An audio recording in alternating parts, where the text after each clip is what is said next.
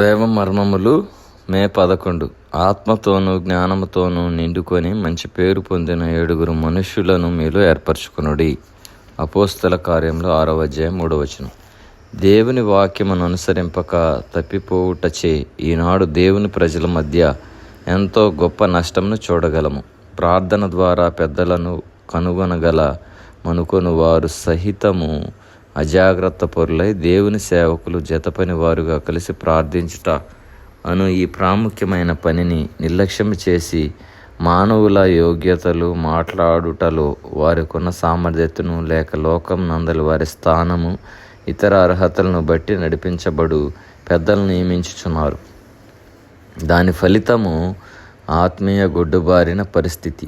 ఆత్మీయముగా పసిపిల్లలుగా నుండుట కూడికలకు వచ్చిన వారు తిరిగి ఆకలితోనే వెళ్ళిపోచున్నారు. ఆ తరువాత దావీదు పశ్చాత్తాపపడగా దేవుడు అతన్ని క్షమించెను. దేవుడు దయాళుడు, కృపానిధి. మనలను మనము తగ్గించుకొని మన పొరపాట్లు తప్పిదములు ఒప్పుకొనినచో మనలను క్షమించి పోగొట్టుకొనిన సమస్తమును తిరిగి పొందుటకు సహాయం చేయవాడై ఉన్నాడు. దేవుని మందసము యేసుక్రీస్తు ప్రభుని గురించి మాట్లాడుచున్నది. ఆయన కోరు వాటిని ప్రజలకు తెలియజేయుటకును రక్షణ మార్గమును చూపించుటకును ఆధిక్యత కలిగిన వారై తిరిగి జన్మించి ఆయనచే పిలువబడిన వారే. అయ్యో, ఈ దినంలో జరుగుచున్నదేమనగా దేవుని పిలుపు లేని అనేకులు సేవకులుగా విదేశములకు పంపింపబడుచున్నారు.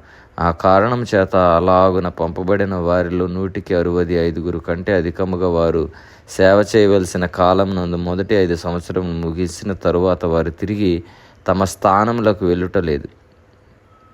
ఇదే విధముగా ఆయన పరిచర్యకు దేవుడు ఏమాత్రం పిలువబడని వ్యక్తులను వారి ధర్మమును బట్టి పదవిని బట్టి సంఘములలో అనేక అధికారములు ఇచ్చుట వలన దేవుని చిత్త ప్రకారము సంఘ కార్యక్రమమును జరిగించలేని వారై ఉన్నారు.